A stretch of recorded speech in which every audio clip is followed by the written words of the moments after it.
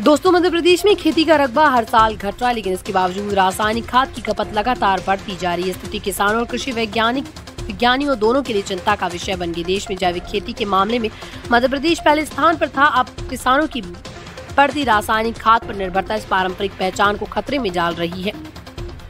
कृषि विशेषज्ञों का कहना है कि अधिक उत्पादन के चक्कर में किसान मिट्टी की गुणवत्ता को नजरअंदाज करें। लगातार रासायनिक खाद का इस्तेमाल मिट्टी की उपजाऊ क्षमता को घटा रहा है। इसका असर लंबे समय में फसल की गुणवत्ता और पर्यावरण पर भी पड़ता है। विशेषज्ञों की सलाह है कि किसानों को संतुलित और जैविक खेती की ओर लौटना चाहिए।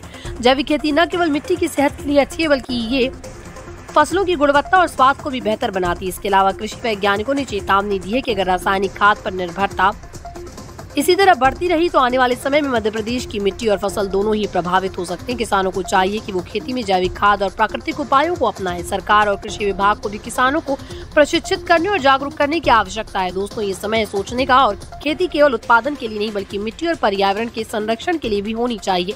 तभी मध्य प्रदेश की कृषि और किसानों का भविष्य सुरक्षित रह सकता है।